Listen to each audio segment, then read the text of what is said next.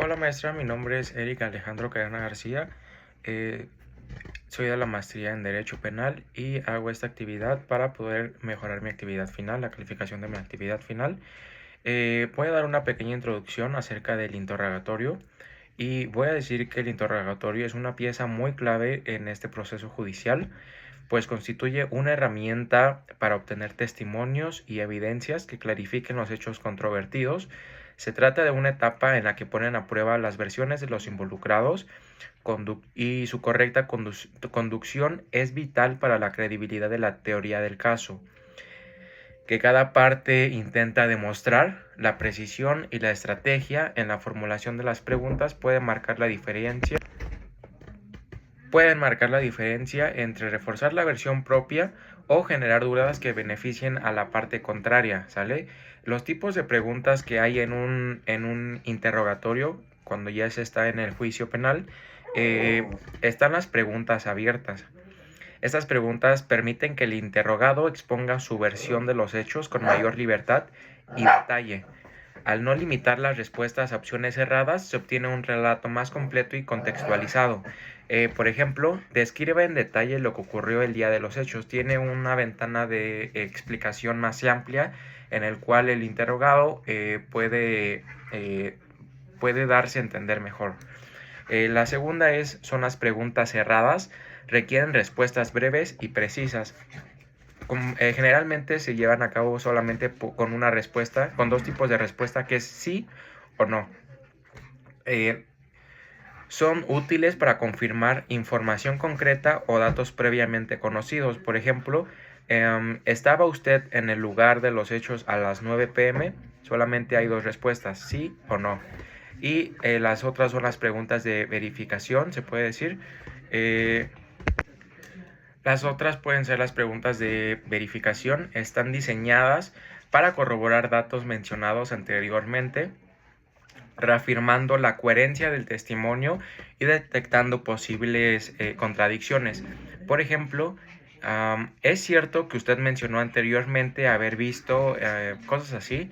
La otra puede ser las preguntas de aclaración y complementarias. Se emplean estas para profundizar en aspectos que hayan quedado vagos o para obtener detalles adicionales que enriquezcan el relato inicial. Por ejemplo, cuando indicó que acercado, ¿podría especificar a qué distancia se refería? Las otras son las preguntas de reorientación. Se formulan para redirigir el foco del testigo hacia los puntos críticos de la versión que se busca fortalecer, evitando desviaciones y manteniendo la coherencia del relato. Por ejemplo, volviendo al recorrido mencionado, podría describir el trayecto con mayor exactitud. Y ahora, el procedimiento y partes involucradas en el interrogatorio. El objetivo de este interrogatorio tiene como finalidad extraer información clara y precisa que permita reconstruir la secuencia de los hechos. Es fundamental para confirmar o refutar elementos que constituyen la base de la teoría del caso. El inciso B es partes que participan. 1 es el interrogador, 2 el interrogado, 3 el abogado contrario, 4 el juez o tribunal, 5 el secretario o actuario. Voy a explicar qué es el interrogador. Normalmente es el abogado de la parte que busca sustentar su versión. Su labor es formular las preguntas de manera estratégica, de forma que se obtenga el relato deseado sin inducir respuestas. Esta parte deseado, obtener alguna respuesta, más bien de forma que se obtenga el relato sin inducir respuestas, es una forma muy importante, es una manera muy importante. El interrogado es la persona, el testigo, el perito, incluso una de las partes en el litigio que va a ser interrogado para dar estas respuestas. El abogado contrario, durante la fase del contrainterrogatorio, este profesional tiene el rol de cuestionar las respuestas, detectar inconsistencias y exponer cualquier vulnerabilidad en el testimonio que pueda debilitar la narrativa presentada.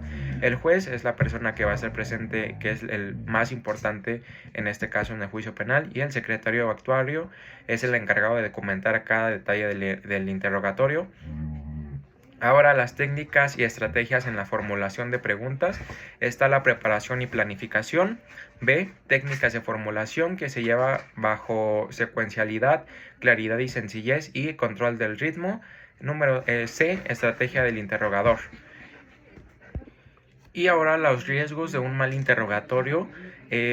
Algunos autores expertos en litigación sostienen que un mal interrogatorio puede poner en grave peligro la teoría del caso por varias razones. El número uno es la desviación de la línea argumental. Si las preguntas no se formulan de manera clara y directa, pueden inducir respuestas ambiguas o fuera de contexto, lo que dificulta la construcción de una narrativa sólida. Esto, a su vez, puede dejar dudas en la mente del juez o del jurado. Número 2. Las inconsistencias en el testimonio. Las preguntas mal estructuradas pueden dar lugar a respuestas contradictorias o a revelaciones involuntarias que se alejen de la versión presentada inicialmente. La pérdida de credibilidad en el asunto y la exposición de vulnerabilidades. Por ahora, un ejemplo y consecuencia de una práctica. Imaginemos un caso en el que se trate de demostrar la inocencia de una persona. Si durante el interrogatorio el abogado utiliza preguntas muy cerradas o formuladas de forma confusa, es posible que el testigo, aun queriendo colaborar, entregue respuestas imprecisas o que contradigan otros elementos del proceso. Esto no solo debilita la narrativa favorable a la defensa, sino que puede dar pie a que la parte contraria construya un relato más consistente y convincente. Por otro lado, un interrogatorio bien estructurado permite resaltar las fortalezas de la teoría del caso al formular preguntas que lleven al testigo a narrar de forma ordenada y detallada de los hechos. Por esta circunstancia es que es muy importante la teoría del caso, es muy importante saber hacer las preguntas correctamente estructuradas para poder obtener un resultado favorable. Espero y me haya explicado muy bien con este video y es todo. Muchas gracias.